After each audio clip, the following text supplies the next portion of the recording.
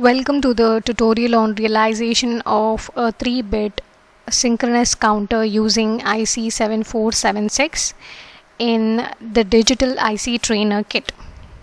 In the previous tutorial that we had shown the implementation of the asynchronous counters, we also specified regarding the IC7476. So the pin configuration has been specified there, so kindly refer to that particular tutorial. So moving on, let me begin with what is a synchronous counter. A synchronous counter will have all the flip-flops synchronized to the same clock input. So this means that every clock pulse that occurs, all the flip-flops will generate an output. And since the clocking is done in a parallel manner, the synchronous counters are also known as the parallel counters, simultaneous counters. So we can use either JK flip-flop, D flip-flop or T flip-flop to make synchronous counters. So specifically in this particular tutorial, I will be talking about the implementation of the synchronous counter using the IC7476. So as you can see, we have the circuit of a 3-bit synchronous up counter. That means it is going to count incremental manner from 000 up till 111. So for that implementation we require 3 flip-flops, and these 3 flip-flops are synchronous to the same clock input. So if you observe, we have the clock that has been provided for the 3 flip-flops, and all these clocks are given to the flip-flop. And we are talking in terms of the negative edge triggering of the flip-flop, so that is why we have provided a bubble for the clock input. So in this case, what will happen is that we will have the same reset signal that is going to occur, and since we are making use of the IC7476, we can have the same concept being applied in this case. So we have a sequence that is obtained from 1, 2, 3, 4, 5, 6, 7 up, then it is reset to 0. So in this 3-bit synchronous up counter, we have the present state, we have the next state, and we have the excitation table. More about the excitation table it will be explained when we discuss in the theory concepts. So from this particular table we can obtain the various expressions for JC, KC, JB, KB, JA and KA by simplifying using the Karnaugh map. So these X's that are present in the excitation table will act as a don't care term for the Karnaugh map. Of the 3-bit synchronous counter using IC7476. So we have already looked into the present state, next state and the excitation table, and how we have obtained the Karnaugh maps and the simplified expressions. So now you can see that in the circuit we make use of 27476 IC, and because there are 3 flip-flops, so we have to use 2 ICs because a single IC has only 2 flip-flops. So along with the IC7476, we'll also be using the AND gate. So let us come to the implementation of the 3-bit synchronous counter. So I have rigged up the circuit here, and you can see that we are providing the preset, the clear and the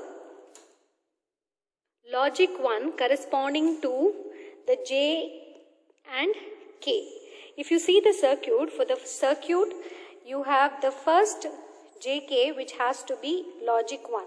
So that is why for preset, clear and for the first JK flip-flop we need to ensure that they are all at logic 1.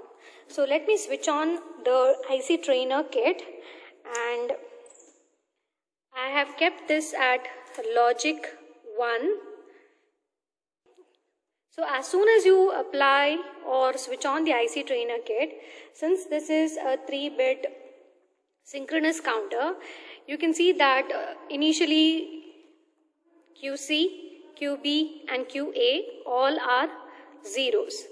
On the application of the first clock pulse, you have the equivalent to be equal to binary 1, that is 0, 0, 1, 0, 1, 0, 0, 1, 1, 1, 0, 0, 1, 0, 1, 1, 1, 0 and 1, 1, 1. Next application of the clock pulse, it will be reset to all zeros. So the main difference, if you would observe in this particular circuit in comparison with the asynchronous circuit, is that here the clock has been given parallelly, whereas in the asynchronous we provide the clock from the output of the previous flip-flop. In a similar manner, it is possible for us to design a 3-bit synchronous down counter, but here we need to ensure that we provide the output Q bar as input to the J and K. So that is the main difference that you would observe in the case of an up and down counter in the case of synchronous counters. Here we are providing Q as an input to J and K of the next flip-flop for up counting, whereas in this case we are providing Q bar as an input to the J and K of the next flip-flop. So in a similar manner, we have the present state, next state and the excitation table for the down counter, which can be simplified using the Karnaugh map. So you have the various variables JC, KC, which correspond to the MSB inputs, JB, KB and JA, KA, which correspond to the LSB inputs.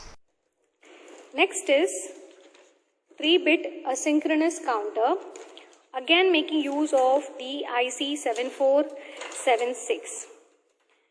In this case, this is a down counter. That means it will start counting from 1, 1, 1 up till 0, 0, 0 and then again reset to 1, 1, 1.